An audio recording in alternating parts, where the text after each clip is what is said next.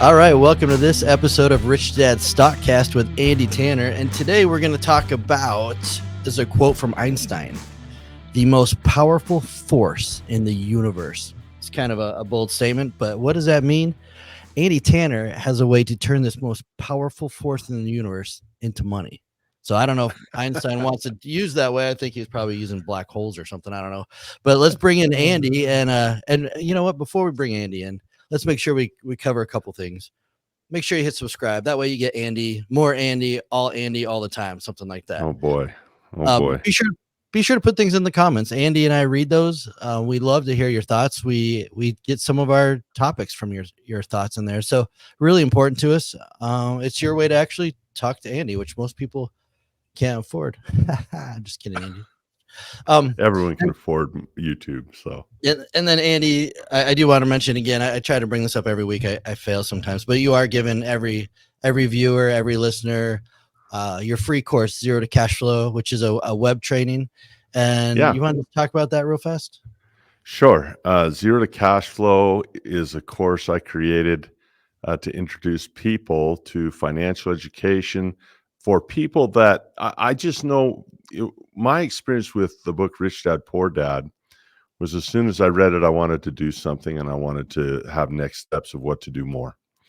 And so if a person, like when I read it, I looked at my asset column and it was pretty sparse, right? And some people have nothing and no other income other than their job. Think about that for a minute.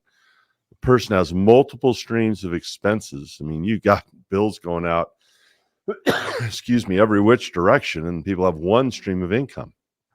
Whereas, wealthy people might have, 5 rental properties. That's 5 streams of income. Or they might have, dozens of stocks that give a dividend, dozens of streams of income.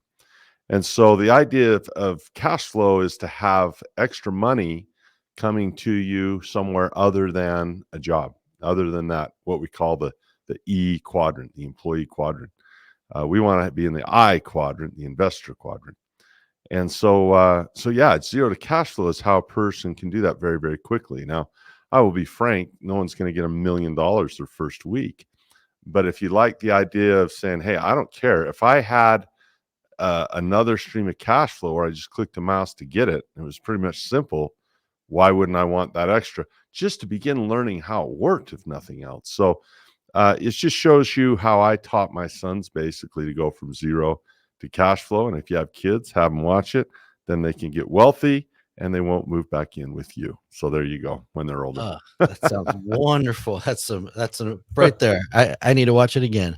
But in all honesty, I was joking about how much it would cost to actually work with Andy Tanner. And this is actually a way where you actually get to experience Andy. It feels like it's one-on-one. It feels like he's talking straight to you, and it's a great course. So highly recommended. I do not think, Andy, you talk much about Albert Einstein in Zero to Cash Flow. I usually do not. My name and Albert Einstein in the same sentence doesn't usually fit very well. So when Albert Einstein made his reference, he was talking about the principle of compounding. And what the danger is when you talk about compounding is a couple. First, someone's eyes glaze over and say, well, this is just math and, complex stuff, blah, blah, blah. And they don't see the excitement of it. Or they might make an even bigger mistake, which I see all the time, and say, well, I already know what that is, so I don't need to learn anything more about it. Yep. And when I run into the former, I shrug my shoulders and say, well, don't listen then. When I run into the latter, I say, well, that's fine. If you think you already know about it, show me your financial statement. Show me how you've done. And so what I've learned is, I've been teaching. I spent 13 years on Robert's advisor team, traveling, and I learned a lot from Kim and from Robert and from the advisor team. And I learned a lot about teaching. And one of the things that I strive for now when I teach is not just the transfer of information, like, okay, I know this, someone taught it to me, now I'm going to pass it on to you. The perpetuation of information is not that life-changing. It has some of that. But what I've really go for now is 2 other things, is appreciation and inspiration. For example, if I say the word compounding, someone might say, well, I understand it, and they very well may. but do they have a real appreciation for its power? They might not. And are they inspired to actually do something with it? They might not. And so that's where lives change, and that's where education is about educe, is drawing out human potential. And so if someone isn't compounding, well, they certainly have that potential within them. Let's draw that potential out. So think about that. Within each person, you have the most powerful force in the universe you can draw out if they'll simply begin to compound. And compounding is not what a lot of people think it is. It's much more powerful than most people appreciate.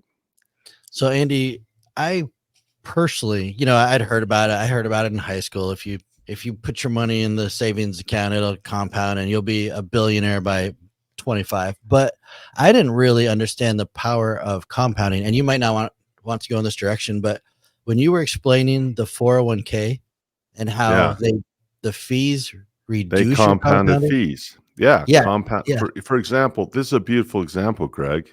Someone might say, "Oh, I understand compounding." Okay, explain to me how compounding costs work in a 401k. How do your costs compound? And they would be at a loss, most likely, to provide me with those numbers, or even to know where to go to even think about to do the math to do it. So, let's talk about what compounding is. A lot of people confuse it with the rate of return. Mhm. Certainly, rate of return is something you could associate with that idea, but compounding is really what we might call reinvestment. It is simply the idea of, if I receive money from an asset, that I would use that to buy more asset. In other words, instead of spending the money, you buy more of where it came from. So, I often, we kind of have a joke on our show that, can Andy go an episode without referring to either golden goose that lays gold, or goose that lays golden eggs from Aesop's fable, or cash flow Jack in the Box. And it is impossible for me to talk about cash flow without that metaphor. Think about this. If a goose costs $100 and you could sell it for $200, do you have more asset when you sell the goose? No, you lost it. No. Yeah, you have cash. You have cash. If a goose, you buy a goose for $100 and it lays a golden egg that's worth $100, and you use that to buy another goose, now you have two. That's compounding. It's a Right. huge difference in mentality. And so the purpose of an asset is to purchase another asset if you're compounding. The purpose of an asset is to purchase another asset if you're compounding. And if a person applies this, what happens is there is a hockey stick, an explosion of wealth. Because think about this. I mean, this sounds insanely simple. It's one level above a nursery rhyme. It's an Aesop's fable. It's so simple. But if I buy a golden goose and I use that egg to buy two, now I have two working for me, and I get to buy four. Right. And then I get to buy 8, and then get to buy 16. So by that fourth generation, I've gone to 60. I've got 16, 32, 64, 128, 256, 512, 2024. I mean, you go to thousands of assets with very, very simple math that way. And it's a force that grows wealth so fast at the end of the compounding that we have that famous hockey stick graph. Mhm. And the reason this is worth talking about, Greg, a person with a Social Security pension that's looking forward to Social Security is not set up in a wealth plan that creates an explosion of wealth. A person with a defined benefit pension from their job is not set up with an explosion of wealth. And even a person with a 401k is not set up to have a maximal explosion of wealth, simply because the fees are what are compounded more so than the money is. And so, think about this. If someone says they understand compounding, my question is this: are you involved in a consistent wealth plan that is designed to employ this? And are you set and on course to have a massive, unbelievably large explosion of wealth that would produce legacy for your family. I mean, if you look at Warren Buffett, his father was a stock guy, and he learned stocks from his dad, and then he learned more importantly, from Benjamin Graham. But he didn't start out as a wealthy guy. You know, his dad was a middle-class guy. He was a stockbroker. He made money by, selling, or by, setting up accounts for people, not by actually buying things. So how do you become Warren Buffett, where you have, multiple, like, hundreds of billions? You don't do that working at a job, and you don't do it in a linear fashion. He gets money and buys more asset and gets money. So, the idea of asking a simple question a day, the question isn't, do you understand compounding? The question is, to what degree is your current wealth plan compounding every day? That's the question. And if a person's listening and they say, well, I know what compounding is, okay, great. But if they can't answer the question, yes, I'm set up. And maybe after break, we can talk about rate, because rate simply describes the speed at which you're doing this. So, rate of compounding are not synonymous ideas. The rate of return is a measurement of speed. Like, for example, if we could use this metaphor, miles per hour is how fast you're going, but driving a car might be the method. Well, flying an airplane might be the method. Riding a bicycle might be your method. So compounding refers to a practice, and rate refers to how effective your practice is. So it's a cool conversation. Excuse me, I got a little frog in my throat. No worries. We do have to go to break soon, but I did a little research on compounding in the stock market. Yeah, And I got 3 different ways to do it. And so I'm really curious, one, there are. if you agree with the 3, and 2, which are better than the other, and is one actually terrible? I don't know. Yeah, I think I know the 3 that you're talking about. That's a nice little teaser. Maybe we can come Right, back right. after. That was pretty good. I even recognized the teaser. I'm picking up on this stuff. I'm gonna guess that I like 2 of the 3. That's gonna be my guess. That Okay. all Well, 3 are possible, but 2 of the 3 will be my favorite. I'm also curious if you could use all 3 at the same time, because you were talking about rate of compounding, and maybe that's one way to speed that rate up. But we'll hit all that on the way back. Before you go, be sure to go into the description, get Andy's Zero to Cash Flow course. It's free gift, crazy generous, and we'll be right back after this break. Awesome. Okay, we're back. We're back with the Rich Dad Stockcast with Andy Tanner, and we are about to explore 3 different ways to compound in the stock market as an investor. So I'm going to give you my first one, Andy, because it's my favorite. It's something, though, at the same time, I've been a little bit hesitant to do. I actually want you to hold my hand after this show to teach me how to do it, but we'll worry about that in a minute. So the first way I found is you buy a bunch of stocks. Let's just say you buy a bunch of Ford stocks. And then what you can do is go to your broker and you say, all these stocks, they're worth $1,000. So I would like to take a loan for $500, buy more Ford stocks, watch them grow, get another loan as that value increases, because my understanding is the margin lets you borrow half of your value, and just keep borrowing as my stocks grow and grow and grow. Is that one of the 3?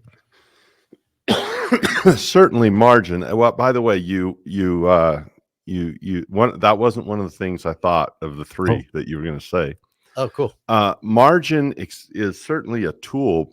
We could talk about this even on another podcast. Is we're talking about leverage, which, if I had gloves on or gloves off and bare knuckled it, and I wanted to land punches to fight for financial freedom, I would say that my left hand jab, or my right cross, that's compounding. My uppercut that really knocks the dude out is leverage. And if you take those 2 ideas think about the quotes around these. We had Einstein saying that compounding is the most powerful force in the universe. And there was another guy smarter than me that said, if I have a lever large enough, I can move the entire world. So we're talking about, very powerful things here.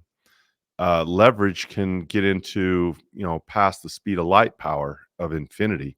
That's what the Starship Enterprise runs on, man. Warp drives, Here we go. Here hyperdrives we in the go. Nerd Millennium alert. Falcon. You're going faster than the Millennium Falcon, when you start bending time and space with infinity. So when you take this type of mathematics of compounding and the acceleration of leverage, the world is your oyster. So I don't use a lot of margin myself, simply because it takes a tremendous amount of skill and experience to deal with that kind of debt. And right now, the reason I don't use a lot of margin is interest rates are so high that, let's say, a company like you mentioned might, compound at a certain rate and pay a certain amount of dividend. If I borrow money to buy that, it's the same as real estate, actually, is you have to have a really good deal. So if you can get a really good deal on your real estate and you can pay what is now, 5-6% on a mortgage, you need to get more than 5 or 6% in your cash flow, right, on that, Right. or Right. you're compounding the wrong way and it shrinks your stuff. So I don't usually recommend students starting out with margin. Do I use it? Yes. Do I have some margin at use as we speak right now? Yes, I do, but I don't use a lot of it, simply because the rate right now is pretty high, and that's one that has to be done with skill. One of the advantages of real estate that you do not have in stocks is that I can negotiate a price, and the price is in the eye of the beholder. For example, if a person goes into a pawn shop, their value is speed. They just don't want to mess with anything, and they just want cash right now. So they're willing to pay for that speed by taking less money. Well, the same is true in real estate. If a person has a divorce and it's nasty and their life sucks and they want this get over quick, if they can just sell the property quickly, without a lot of hassle, to them that's valuable. Look, I get some money, I don't have to deal with this person anymore. So what people want is different. So in the real estate market, I have the power of negotiation. I can say, hey, this, you can take it down, down, down, down. Okay, now it fits with that leverage of debt. In the stock market, we do not have that luxury at all. However, we do have options that give us that. And so to use a margin account and an options account, you're now entering you're not in a novice area. You're in a very risky, sophisticated, high reward, high risk, and yet you can still create high probabilities. That's an arena is a big deal. So that's kind of granular on it. But to answer your question in a word, yes, that would, if you were using debt to acquire more asset, you're certainly acquiring more assets. The question is, does that cash flow you produce create more asset enough that you can be profitable with that debt and buy more asset? So that would be a method of compounding for a very sophisticated investor, not a That, beginner, most and likely. that's not me. That's why I said I would need you to hold my hand before I would even do that, because that's a little scary. We should have used this moment though to say that this is Well, financial education, not uh, advice. yeah, you said it's scary. I don't know. Scary is also in the eye of the beholder. Think of this. What if I blindfolded you, and I say, I'm going to take you somewhere, and when you open your eyes, you're going to have to deal with what emerges. So I, take you by the hand, you feel things moving, and an hour later, I set you in a seat, and I leave the room, and you take off your blindfold, and you're sitting behind the cockpit of a 747. What's your heart rate do? And 30,000 feet, by the way, we're in Oh the yeah, air when this I'd happens. probably having a heart attack. It's so high. You probably have a heart attack. Okay, but here's what's interesting.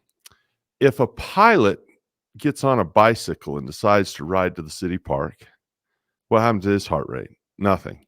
If a pilot gets in a car, which is a much more levered, that's an accelerated piece of equipment, is there more risk there in driving the car than the bike? Yeah, there's, you got to be 16, take a test, understand the rules of the road, but his heart rate doesn't get up. If you put him behind the cockpit of 747, it's no different than the bicycle in terms of heart rate. So when you say it's scary, It's based on your education level. And what's the most risky of those things? Riding a bike, driving a car, flying a 747. What has the most risk? Well, one's a big metal tube at 30,000 feet in the air going 500 miles an hour, and it is the least risky mode of travel and yet the most effective. Why? Pre-flight checklists, safety measures, skilled pilots, training. So I would rather have my friend Corey Halliday use a margin account investing in multiple leg options with hedges. I'd feel more secure with my money with him doing that than with my mother putting it in some freaking piece of crap 401k. So, I mean, when you say it's scary, for who? Right? Oh, For I'm who? talking for me. I'm scared. I'm more like your mother than Corey. Well, but it speaks to the power of financial education, right? The same as the pilot. You know, a guy like Kenny can do things that other people think crazy, doesn't even get his heart rate up. It's like, this is just play. This is fun. Warren Buffett, same thing. He's just playing. He's just playing Monopoly. He's just having fun at this point. You know, he can't stop. He's in his 90s. You know, Charlie passed away and still working.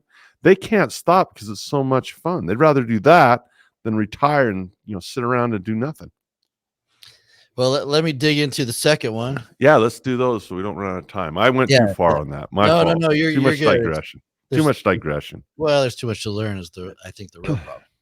Yeah. Okay, I think this one solid. I'm not even gonna. You're gonna hate this word. I'm gonna say easy, and that is you buy a stock with a good dividend.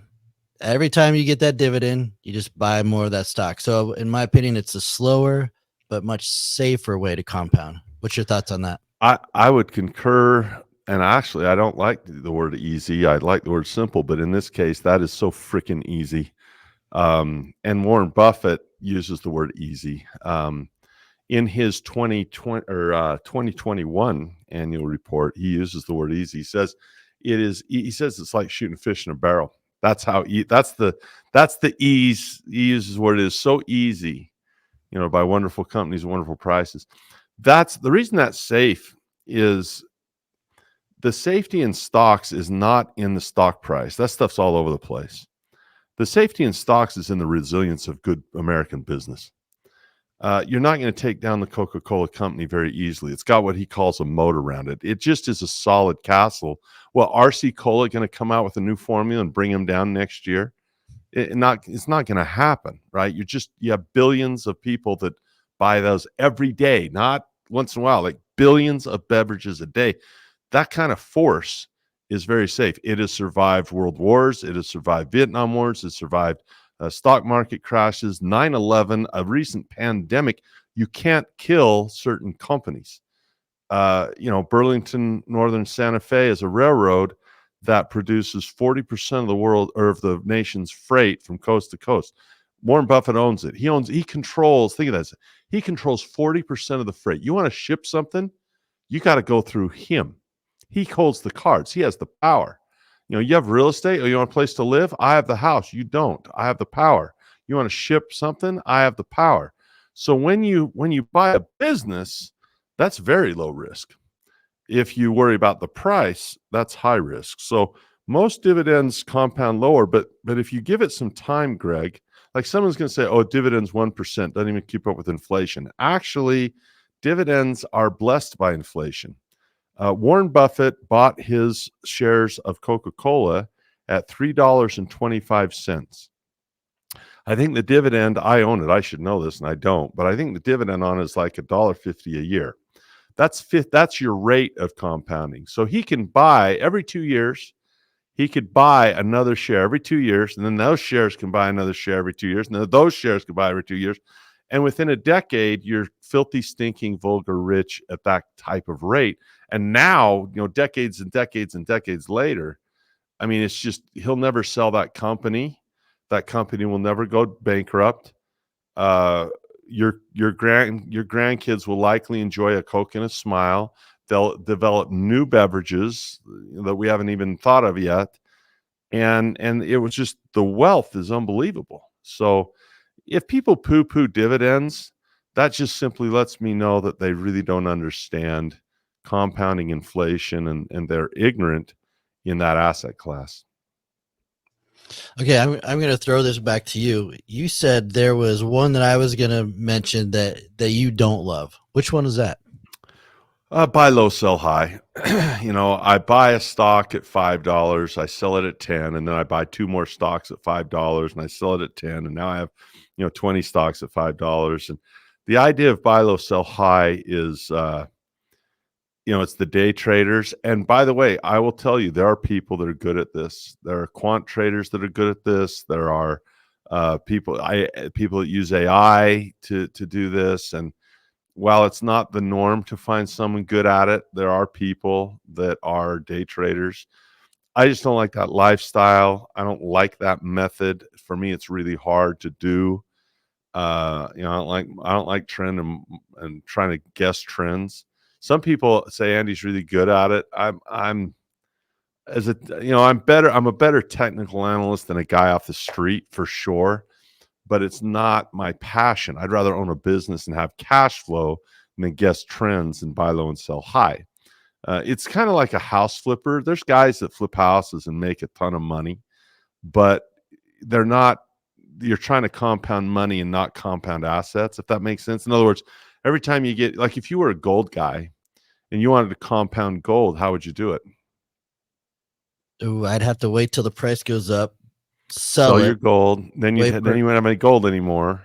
Yeah, then I have to wait for Then the price to drop. price to go down, exactly, Yeah. and then you have to buy more. So you'd have to really have a crystal ball on price because it doesn't cash flow, right? Yep. So the purpose of gold is really not to compound. The purpose of gold is to hedge, right? It's a place to store money, which is why guys like Buffett and guys like myself, I'm a big believer in gold, and I have a significant amount of gold physical, like in a secure location, hidden from everybody, but it's more of a safety net for me and more of a hedge, an emergency store of wealth in case the dollar is in trouble and I need another way to exchange. That's really what it is. It's like food storage almost. It's just money storage. It's not set up to compound. So the majority of the opportunities I seek are not the golden egg, but the goose that lays it. And when I get a golden egg out of the goose, I want another goose. I want to buy another one as soon as possible. Gotcha. So So we are out of time. Go ahead. So I will tell you, it's interesting. The zero to cash flow, it's a couple hours to go through it. We actually show how to accelerate rates of compounding by the use of options. I don't like dividends in isolation because the speed is not fast enough. The rate of accumulation doesn't really suit me compared to other opportunities that are there. But if you add very conservative strategies in the options market, things that can be done in an IRA, let's finish with a 3-punch idea. Punch number one, give the finger to Wall Street and say, I'm not going to give you any more of my money because you slow my rate. Warren Buffett used this word on a 1% fee. He said it's enormous. What it does get a compounding calculator out and play with 1% over your lifetime. Just take your lifetime of investing and add pick a rate, add 1% to it and subtract 1% to it and see what those three rates go with just a variance of 1% up or 1% down from any rate you want. It's astounding. It's enormous. So number one, if you want to compound faster, give the finger to Wall Street and say, look, you guys suck at this anyway. Learn, get some education to it yourself. It'll pay you millions of dollars over your life, most likely. Millions of dollars over your life, most likely, in compounding. Number two, okay, then you say, I'm going to get my dividend.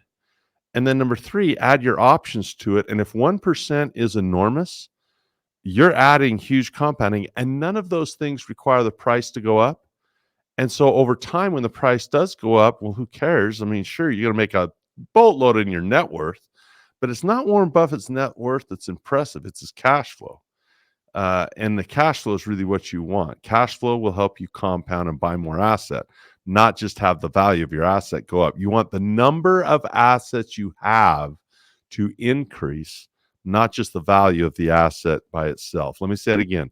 The best compounding means the number of assets that you have are increasing, not just the value of a single asset via supply and demand, on its price. Well, Andy, thank you so much for the show. Just to kind of end this, I know we started with Einstein, but you once told me compounding is the number one weapon of a wealth builder. So it is, in my opinion, cash flow, compounding, and leverage are the three triple combination. Cash flow, compounding, leverage. You learn those three.